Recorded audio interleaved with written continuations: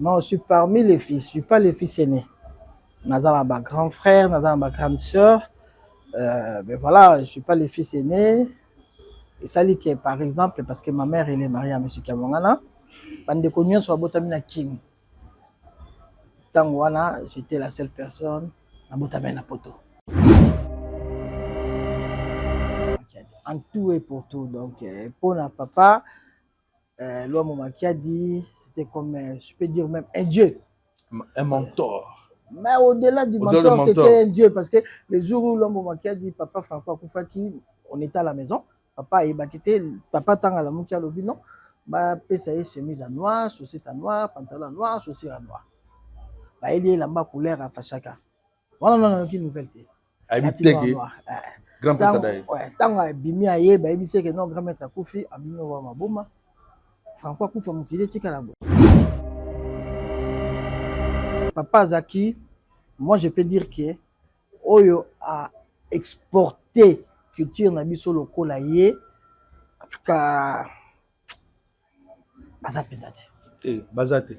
Baza pendate parce que baza pendate on a fausse modestie mais bazate. Il est le number one. Oso asomé ba mise ba voiture, asomé ba mise misusu ba mapango et qui en dehors ya contrat. Donc azaki muto ya okende kozwa ba contrat na mindele pour na musique na biso, ba musicien na biso. Donc de ce fait na lobi que musique à l'élo, quand on parle de génération Zaïko, on ne peut pas parler de Zaïko sans pour autant parler de M. Kamongana. Oui, on a JB, basali séparation. Toi qui prends un à Kinshasa, yo siko okira et pas ouira. Parce que aux autres camarades de Chérika Fouba, vous allez cotérie amitié, tous avez vraiment par la motivation était quoi? Bato bafai na poto ba epi na milliers nyos dans une influence makasi na préféré qui soutenir ouera na faiblesse parce que la majorité bato ba keneri pas JB. Solidarité Bandal, Solba, Nazer Jipen Kabongo. Yes. Yes. Solidarité Bandal, Solba, Nazer Jipen Kabongo. Yes. Yes. L'artiste ne meurt jamais, dit-on, parce qu'à travers ses œuvres, l'artiste reste éternel.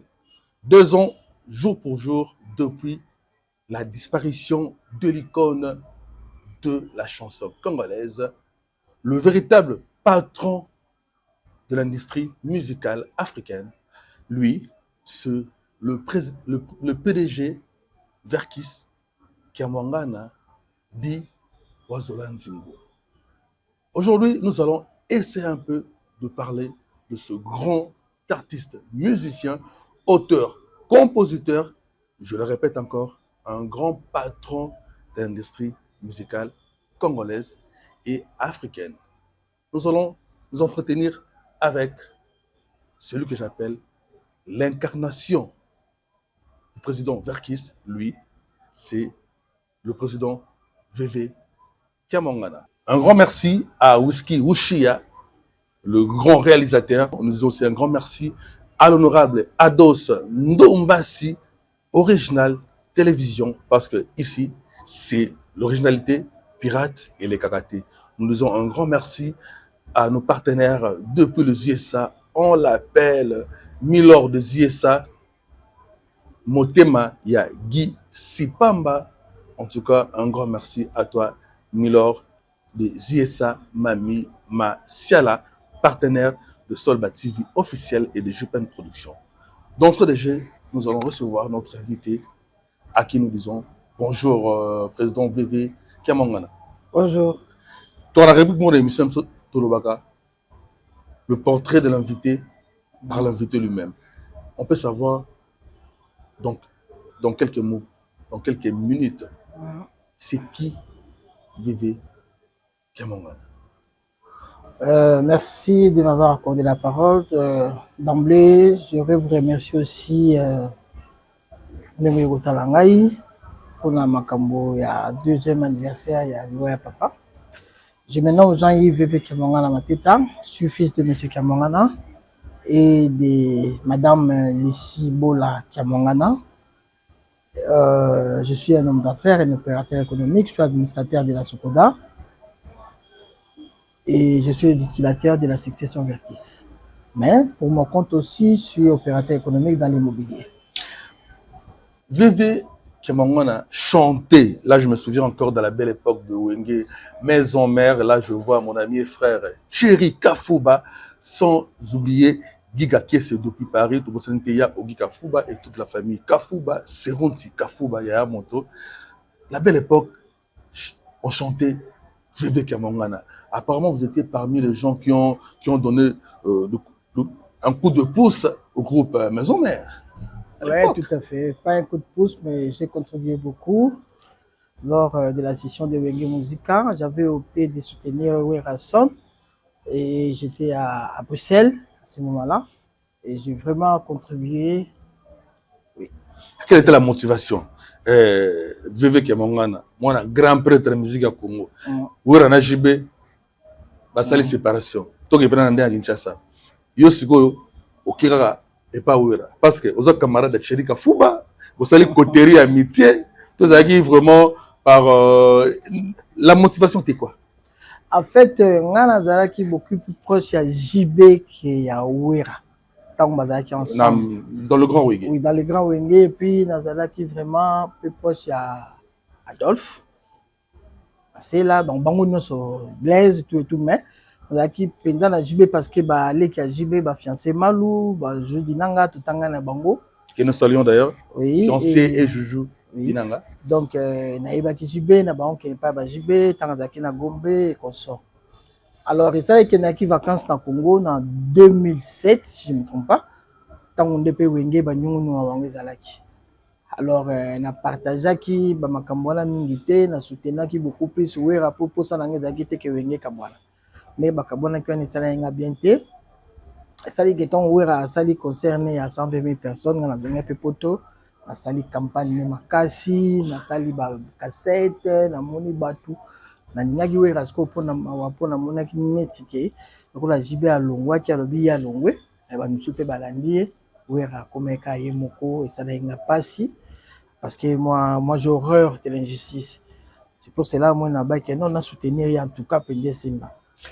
Bon, à l'époque nous savons que entre l'équipe dirigée par Julien Piana et celui de Ranson, Bagi n'a plus na faveur ou bien Bagi n'a plus de moyens Zaki du côté de JB. Donc, il y a côté faible par rapport aux moyens. C'est l'histoire. Adolphe, Ouera, Edide Massia. Donc, il y a soutenir Bateau Bazagi dans moi faiblesse entre guillemets. Mais puisque Babi que l'effort puisse soutenir les faibles, c'est ça. Bon, je suis aussi prédicateur. Hein. Bon, ma poto vraiment, n'a pas la même influence makasi. Bateau Bafay na poto baebi na milliers nyos dans une influence makasi. Na préféré qui soutenir Ouera na faiblesse parce que la majorité a battu n'est pas JB. Alors il y a là-bas qui non, tout mécano tout soutenir Ouera, tout à que ça va donner pour équilibrer ça là. Là, on a essayé un peu de parler de cette belle histoire de la séparation du Grand Wenge en deux blocs et ça c'est l'histoire.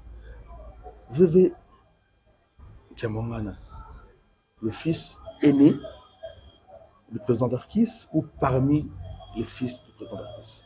Non, je suis parmi les fils, je ne suis pas le fils aîné. Nazar ma grand frère, Nazar ma grande sœur. Mais voilà, je ne suis pas le fils aîné. Et ça dit que par exemple, parce que ma mère elle est mariée à M. Kemangwana, bande connu sur Botamina King. Tangwana, j'étais la seule personne à Botamina Poto. Alors, Kobotamana et apporta qui moi chance pas à maman et pas à papa. Parce que beaucoup de monde en Ambour la Botamaki que j'étais. Et ça qui émergence, ça va faire à papa et à maman. Après, c'est un peu comme à papa. Comme on y sur à papa. Et maman va en botaba sur Pembe. Pour maman Zaki Pembe, Aza Pembe. Ngamo na botami na poto, mais na botami mwindu. Aux Upena, Makila père. Voilà, tout à fait. Donc, le VV, ça vient du nom Verkis.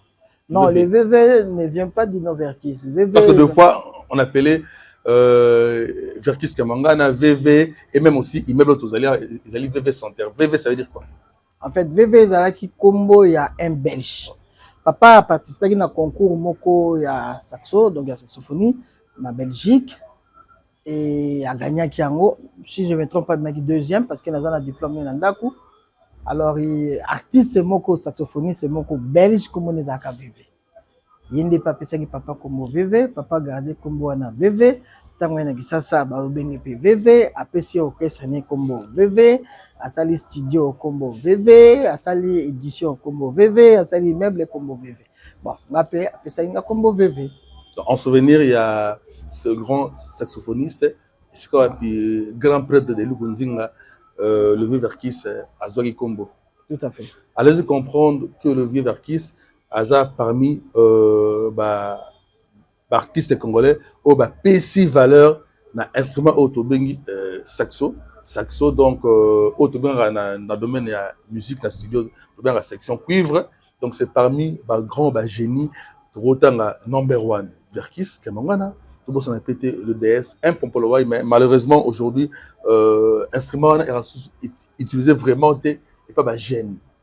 Pourquoi pas VV organiser moi session Moroboué pas formater jeune souffleur ou remplacer mon salaire parce que on doit se le dire que section cuivre et apporter valeur Moroboué dans la musique à Congo. Pourquoi pas le président VV organiser moi une formation avec ma souffleur pour quand même besoin que c'est moi et l'enguiona dans la gêne. En fait na koki ko envisager ngo. Mais même dans le monde, mingi comment préférer cotiser synthé à la place vraiment ya saxo, alors que chaleur au saxo pendi apporter ce qui mutazo betango et moko est différent dans synthé. Mais pour nous former batou, pourquoi pas? Parce que bon, nazo reprendre malem production. Déjà jusque là parce que je suis auteur. Ça qui déjà 2 chansons. Et par la grâce de Dieu, tout le monde a canalisé ma camion pour pérenniser œuvre papa. Donc, à bientôt aussi la reprise des activités du groupe VV. L'orchestre VV. L'orchestre VV, bientôt, mais na limina na sala na no mingi pona parce que au monde de la musique qui n'a pas totalement. Mais pour soutenir, pour accompagner la vision chef de l'État, vision Mboka, vision population, nous dans salle. Par exemple, dans la salle qui nous pour la FRDC et les canaux télé, là, tu vas dans un studio pour nous la salubrité avec la ville de Kinshasa pour nous soutenir le nouveau gouverneur. Donc, nous avons mécanicien pour accompagner la population et l'État dans la bango, dans la musique. Le studio VV, ils ont oui, studio VV, c'est professionnel parce que papa avant qu'on fasse même matériel à Sika. Oh, ils ont Sika. Tout ça va te montrer là, tout ça là qui va na tout le monde. Tout à fait. Donc studio ils ont. Siko, tu es un ingénieur ni basé sur le studio VV. Ingénieur, tu es à Kalawana, tu président VV a été na bâtonnier à Sika. Merci, mais j'ai ingénieur de son Alchimbalanga. Il est très connu dans le milieu, à format bateau BLP, par respect dans le temps à Kombote, mais vraiment, c'est un métier. Et puis, dans le Canada, nous avons Maïka, tout travaille ensemble, et puis c'est Bides. Mais si on est tous en Alchimbalanga qui travaille avec nous. Alchimbalanga, un grand ingénieur aussi dans ce monde musical. Bonne chance à toi. Et prochainement, nous allons palper du doigt parce que Biso Tolobara, TVza Radio, nous allons palper du doigt. Tout l'accès à l'image, il y a studio VV, c'est qu'à Wapi, orchestre Nyonso, il y a RDC, et les cas on a pris un pifo, on a oublié ensemble des ratés.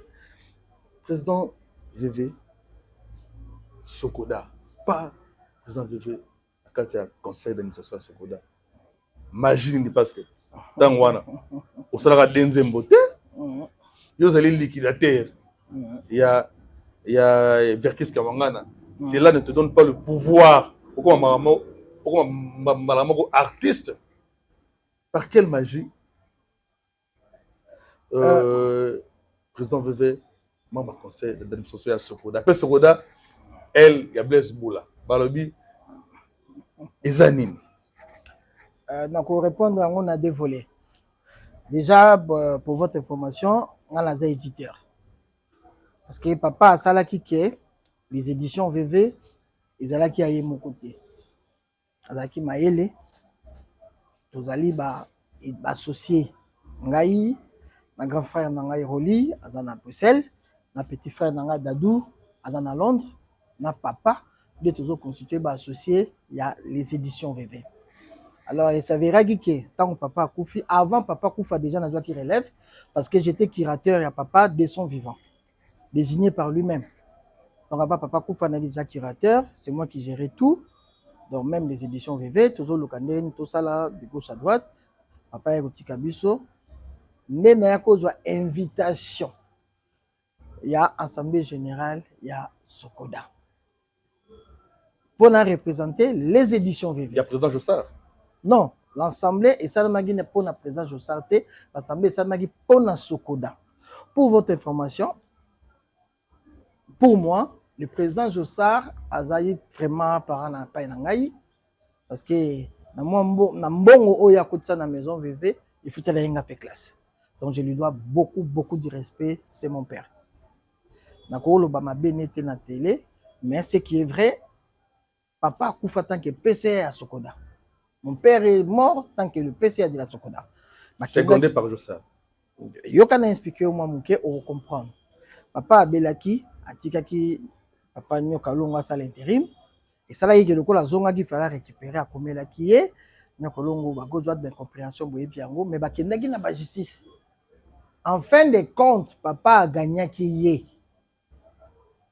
ba sala jugement moko ya mbata que ba sala qui opposition na jugement wana. Or le ko la ba samba qui selon ba loi ya OADA décision n'est attaquable na Abidjan. Mais bon, bah, ça y est en Congo et ça la maladie. Papa étant malade, Abela qui démence, mon démence, c'est ça qui va perdre ta mémoire. Et puis il était mal entouré, bateau bazaki pembe na ba ka kolia ba mbongo et puis moyen pe alanda makasi sous les autres les akité alanda la musala na ye, alanda la po a revendiquer ba droit na ye. Donc on a besoin que ça na monique non, il y a eu des jugements. Au papa gagnaki ils sont attaquables quand on a so il autre c'est qui va démontrer par un jugement décision contraire ya wana ezati ba relaxa bino papier oyo ba on ba jugement à kana Congo alors que ezali affaire moko il fallait elanda na appel nango pour attaquer décision na fait ba na Abidjan parce que ça qui selon la loi OADA. Alors ministre né à Bengisa qui ensemble c'est pas Nyoka Longo, c'est pas Blaise Boula, c'est le ministre. Qui ensemble tant qu'éditeur, il y a propriétaire, il y a édition VV, donc éditeur. Un grand éditeur, pas de moindre. Ouais, parce qu'on a au moins 3000 produits, œuvres, dans le monde entier, éditeur magasin. Beaucoup ça là, alors, tout est ensemble l'équipe bien, ça lui vote. Étant membre aussi de la Copédim, association oyo esangisaka ba éditeur na proposer pe candidature nanga andeminga na Copédim le quoi baza na quota ba éditeur ba na quota il y a deux administrateurs présenter biso dans l'équipe combien administrateur à Sokoda. Donc c'est pas par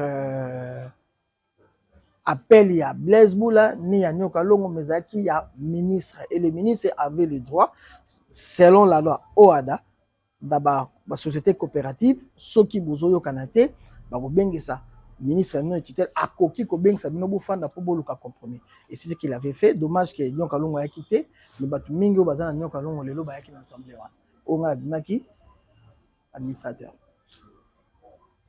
Si on comprend bien le président VV Kiamangana azali administrateur ya Sokoda parce que tout marche va monter. Sokoda oyo le PC azali Blaise Boula. Tout à fait. Mais et c'est le seul Sokoda. Maintenant on fait nous sommes une église au milieu du village. Oui. On peut dire les choses telles qu'elles sont. Le quota, on ne mange pas de ce pain. On appelle les chiens par son nom. Tango Sokoda, est dirigé par le président du PCA Nyoka Longo, il faut qu'il fasse en fait, parce que Nyoka Longo, tout le monde est elle il y a Blaise Boula. On était là présent. Tout le monde a dit, on a signé, vas-y, moi, tu as tout le monde président VV, qui a mangé naïe, à boire, aux hommes, tu as ngai d'emblée déjà na ba elle wana nazala ngo contre parce que nga reconnaître déjà ni na nyoka longo te mais de fait que le col a fake et tindaki qui ba si je ti ba foute pas ya nyoka longo na administration nyoka longo da PCA o nga zo reconnaître na ngate faina qui ne peut pas revendiquer ba droit o ya biso parce que moi je donne pas le droit à gérer ba droit d'auteur na biso édition VV mais néanmoins le col est mbongo na biso et que ya percevaki faina senga yango ngala mona yake na ko kende te famille etindaki poto za ebele na famille babi non non ba réclamer mbongo na bango on a délégué une personne monsieur Dieudonné na procuration nga salaki babi non il faut nga moko na ya après ba pousser ba argument moko mais babi non faut ngai nde na kende ko mbongo wana nga pe na bino nga na ko kete parce que na reconnaître na moté monsieur Dieudonné ba recommanda qui est par la famille et non ngai pour nga na zo reconnaître bon titilelo donc bref la famille zo eloté nga pe na zo eloté. Pour ces dossiers de la Sokoda, il y a à manger et à boire. Et nous allons faire une émission spéciale avec de preuves à l'appui pour en savoir plus dans Makambo et Sokoda. Nani Moutou Aourouba Solo, est-ce que le président VV Kemangana a vu piquirité? Il y a l'homme, il était comment? Que je salue d'ailleurs l'ingénieur Blaise Boula, na l'homme Mabé, ou bien Zali, na Kandagaka. Ndenge père a gagné jugement selon le président VV et que Bandeko Mususu Baboyaki père Zongela Yendanaye. Nous allons parler de tout cela prochainement dans une émission spéciale Sokoda Oyo pour la vérité avec de preuves à l'appui.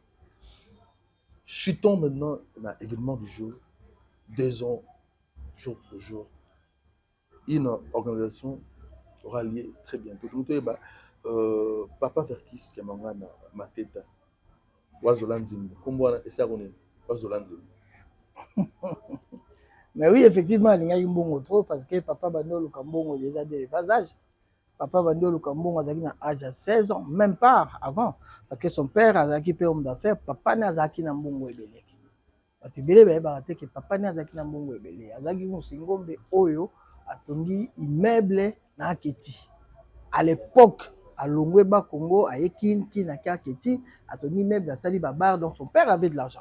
Son père avait des camions. Et donc c'est inné. C'est inné, c'est dans le sang. Naza Musingombe quand même. Et je suis Musingombe qui se respecte. Aux hommes, on a ligné. Il y avait Singombe. Il y a un PDG VV. Ouais, on dit papa Ndombasi, Musingombe, Dokolo, Musingombe. Donc je suis Musingombe. Nous aurons appris que dans le monde de showbiz même, le président et à OK Jazz, qui était le patron de Verkis, maintenant on s'est la COP. Ils ont dit bon, les vieux Wazolanzimbo. Moi, le slow mot bon, j'ai la chance aussi à s'entretenir hors caméra. Na papa Verkis, je vois la grande famille Bola Nyoso. Là, je vois Madame Bobo Bola et tous les enfants, sans oublier Trésor et Kanga, mon voisin, en tout cas sur l'avenue Mungumungu à Bandal. Bandal, c'est Paris. Président Verkis, Tomoni, président qui? Président Verkis. Verkis VV, donc ça va de pair. À l'objet, même le grand maître Lom Makadi, Yemoto, a initié dans la COP. La COP, alors qu'il n'est pas à ville, à comprendre que Verkis, Yemoto, a mis un savon, a mis un ville. Et les grand maître Lom Makadi, oh ma vie, yo là là, on a besoin de nous, mais non, ça fait COP, non, ça nous a moins loco. Donc, sans soin, il y a homme d'affaires déjà là-bas, donc il y a Makila quoi tout. Oui, il y a Makila, mais sauf que Moutou Alaxipena papa ba makambu ya vie quoi comme le lobaye baye ce grand maître le Makiati. Papa bande ko ça ba faire oui certes depuis kala na basage mais o apesi ye pena pe mpifo pour Aïebana, c'est Papa Lomo Makiadi. En tout et pour tout. Donc, pour notre papa, Lomo Makiadi, c'était comme, je peux dire même un dieu. Un mentor. Mais au-delà du mentor, c'était un dieu. Parce que le jour où Lomo Makiadi, Papa Franco Koufaki, on était à la maison. Papa Aïebakité, Papa Tanga Moukia Lobino, bah, PSAE chemise à noir, chaussette à noir, pantalon noir, chaussures à noir. Bah, il y a la couleur à Fachaka. Voilà, non, qui nouvelle. Habité grand Tadaï. Ouais, tant que Bimi aye, bah, il sait que non, grand maître Koufi, Abino wa maboma. Franco Koufi, mon kile tika la boue. Franco tu wa Koufi, faut ba kake, ba orage, ça là. Habité à Koufi Benza. Abino, les baobas ne tombent jamais seuls. Et Alissa, après Missi Batou, na Misala, les a quittés pendant tout. Donc, ça a été inconsolable. Pour naïe, Franco Zaki, quoi, mythe. Le grand maître Lomo Makiadi est décédé un certain 12 octobre. Le président Erkis Kiamangana Mateta Ouazalanzimbo est décédé le 13 octobre. Tourbani. Coïncidence. Coïncidence.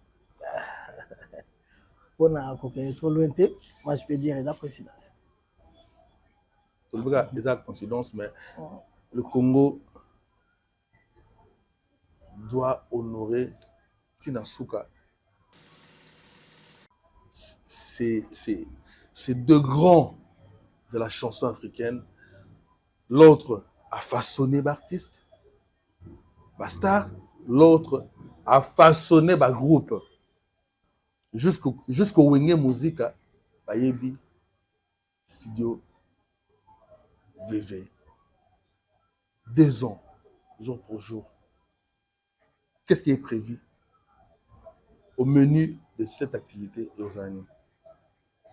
Maintenant, on a soulevé le Komogo au Batouaye Baraté pour un apport na biso pe pour na Wenge. Premier studio à Wenge. Maman n'a pas côté bon. Na studio bébé. Maman Bola. Oui. Wow. Mais Nzembo wana album ebima kité. Nzembo lokola Blaise Boula Mbaki ba bolingo lelo yo et commencer bambongo. Ça qui on a studio bébé mais ebima kité donc tu apporter que belé bar VV Saint-Terre apporter que belé donc on a beaucoup apporté. Mais 2 ans à papa, on s'est organisé dans la famille. Na parenthèse zonagara. Pourquoi pas les lots? C'est la moi reprise mon de Renaud Blaise Boula. À moi 2-3 chansons la bilo oyowana et bima oyo maman pesara le beaucoup. Mais malheureusement pourquoi pas bosser la reprise nango. Tout ça on a projet. Ah na côté na projet na bino. On continue un projet na biso, tout ça un projet parce que bon, c'est vrai que on travaille ensemble. Na le PCA Blaise Boula, on a vraiment tout le temps, à tout moment, on est ensemble, on s'appelle tous les jours, tout et tout. Et c'est mon confident au jour d'aujourd'hui. Et tout ça, on a un projet, la vision Mogobo et tout ça. C'est important de retracer l'histoire parce que nous ici, nous faisons la chronique au vrai sens du mot. Par rapport à 2 ans, au menu, au Bombeli, ou bien Libota et Bombeli, pourquoi quand 2 ans au Canibou Salamolo, événement un peu grandiose? Non, ils ont désenté. Une année naïe, tout ça qui mausolée. Une année tout ça qui mausolée, tout capola qui moi, oya koumela, dans le musée national. Tout ça, les papas mausolée parce que tout yokané n'ingwa la famille. Une année, tout ça, la papa mausolée. Et chaque année, il faut tout commémorer parce que apport oya apporté na Congo, je peux dire. En tout cas, à ma connaissance, ils ont compté on a bout de doigts, bateau basali oya sali pour na Congo. Parce que la culture c'est tout. C'est l'identité d'une nation. Voilà. Parce que dans la médecine, il y a la culture. Mais là, il y a la culture.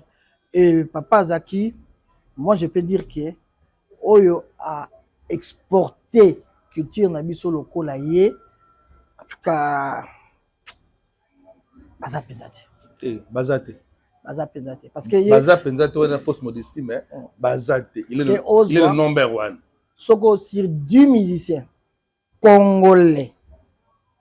9,5 va passer par yé. 9,5 va passer par yé à soutenir Bango financièrement, matériellement, spirituellement et tout. les musiciens voyageaient en Europe, yenda ba foot le ba pe ba billet ba ke ba photo, azaki mutu ya liboso asomela ba musicien ba voiture, asomela ba musicien misusu ba mapango et qui en dehors ya contrat. Donc azaki mutu ya okende kozwa ba contrat na mindele pour na musique na biso, ba musicien na biso. Donc de ce fait na lobi que musique lelo quand on parle de génération Zaïko, on ne peut pas parler de Zaïko sans pour autant parler de M. Kamongana. On ne peut pas parler même de Viva la Musique, même de Koffi Olomide, même de Emeneya, même de Pepe Nous aurons appris que Papa Wemba était le seul artiste qui n'a pas voulu travailler avec Verkis Kamongana. Faux et archi faux. Papa Wemba, il a beaucoup travaillé avec M. Kamongana. Déjà, Koffi Olomide, premier studio, Nezaki, une édition VV. Il y a qui dans studio VV. Papa Wemba, Zalaki wana. Bayembaki comment. Nako Yembelo, Banzembo, Papa Wemba, Sala, Banzembo, Ebele, Babogos à Paris. Basala, on a édition VV. Banzembo, Ebele, Papa donc, si seulement si nous parlons de la musique congolaise en soi, c'est Verkis Kamongana. Moi, je peux dire ça. Moi, je peux dire ça parce que natangeli yo ok na papa Bokelo, ok na papa Taboulay, ok na papa Luambo parce que papa Luambo na go loba mingi te parce que pour lui ngai so nazo tanga kombo ne na na respect koleka o papa na ngata lisa inga pona ye. Mais tout le monde d'une manière ou d'une autre papa à soutenir ou assister ou bien à saluer pour Naban, à l'exception des personnes. Et quand je me rappelle encore, il y a Chanson et Bersabiso, Nabomwana, Bakutu, Studio VV. Bakutu, avec RTL, Radio Télé Lito et Djuna Djanana. Donc, non, ce monsieur mérite beaucoup. Et nous, dans Kitata, nous nous sommes dit, on doit toujours être là pour pérenniser le nom de ce grand de la chanson africaine que moi j'appelle le patron de l'industrie musicale congolaise et africaine. Aujourd'hui, est-ce que démarche montée qui a venu mourir comme a venu qui a mangé la ça il a biso monument moko surtout na Kasavubu parce que voleur ou pas donc Kasavubu est proche à Matongé. Il y a le la base, il y a le village, il y a VV. Attention, il y a entreprise VV. Pourquoi pas la démarche moi j'ai entreprise pour avoir ça la monument moko et rappeler à Nabato que non dans ce pays il y avait eu un grand à la personne de Verkis Kamongana. Merci mais zaki na projet à gouverneur Chantini Ngobila alobaki que rond-point à Gambela, Victoire Gambela et comme rond-point Verkis fallait ba ériger monument. Bon, j'ai confiance dans l'État, mais il dit que continuité de l'État pèse à la carte. C'est dans le projet comme ministre de la Culture, Otto Kende. À Zaki na intention, il y a pour ça la Grand Prix Moko, Verkis Kamongana.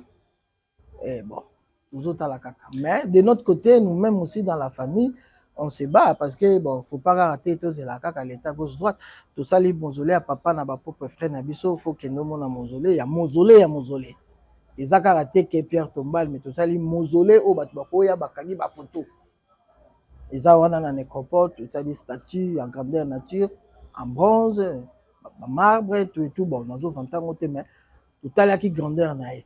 Tous les l'État, bon, ceux qui vont salir les sosos, salité, nous les enfants, après ils se ma casse à Koloka.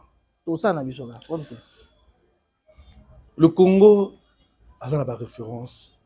Le Oyo, Toro Malokola, Mboka, les Angeba repères, or ma référence les alliés. Et c'est notre devoir solbatique de retracer l'histoire.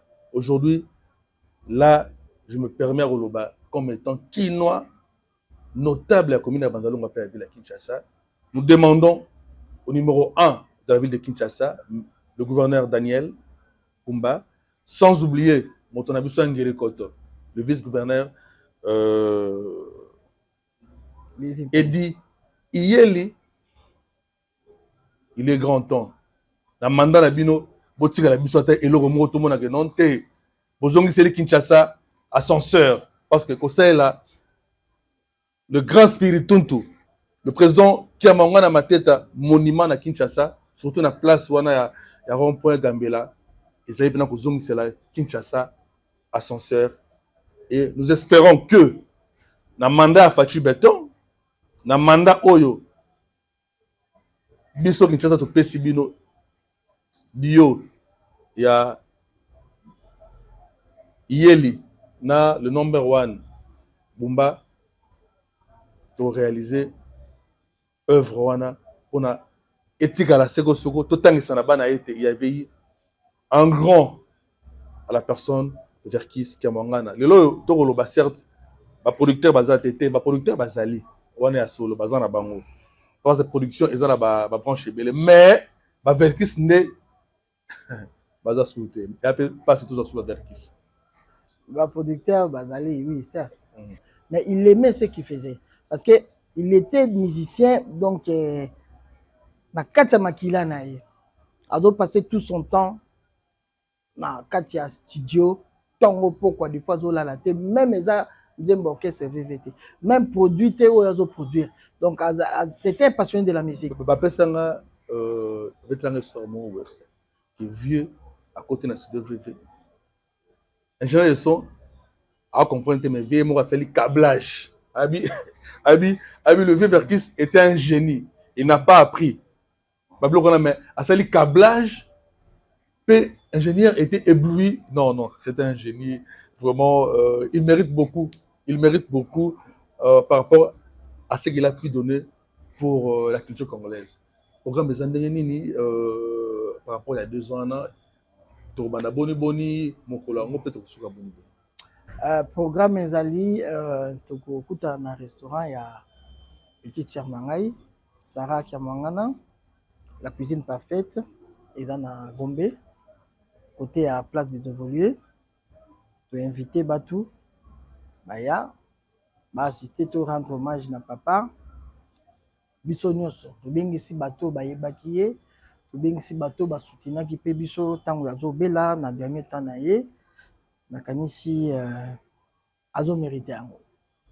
Et pour les artistes et musiciens au Béni, est-ce qu'il y a un orchestre qui va agrémenter oui, la tout soirée? À fait, parce qu'il y a notre petite sœur Ansi Kiamwangana qui chante oyo akobeta musique ya bantimbo papa pona kokanisa papa orchestre VVP kobeta to invité batokola oyo pena basistaki biso basoutenaki biso batalisaki bolingo parce que excusez-moi en guillemets mais tous les musiciens bazalaki na Congo le papa soutena bango mais mingi bayaki pété na matanga mais ils étaient ici à Kinshasa. Moi j'ai vu quand mon père louer un avion cargo a soumis 12 paires d'instruments à distribuer en a musicien. La musicien sous la gauche droite soit je respecte n'a pas respect n'a pas longtemps comme beauté mais on sous baïpé na kimba quitté alors tu convier kaka batu oyo en tout cas va partager avec n'abso mawana oui ranson donc au clan wenge déjà il y a rien à dire clan wenge oui ranson non ba masate ba batu o ba yaki wana VV Center na matanga ba beti na matanga Félix c'est quoi babeti bawera babeti Koffi Olomide apesaki discours moko et tout ça qui biso basek bidens baza bato ba soutenir biso ba via Dieu Salemba donc ce sont des gens qui nous ont soutenus qui nous ont assisté na 2 mois ya matanga yango tu ngeto remercier bango et puis ba autorité papa Bahati papa Mboso ba soutenir biso ba assister ki biso pe financièrement. Donc, convié Bango, JC Kakabongo, l'ex-conseiller spécial du chef de l'État. Il nous a vraiment soutenus. Il y a JC Kakabongo, parce que JC c'est un ami de longue date.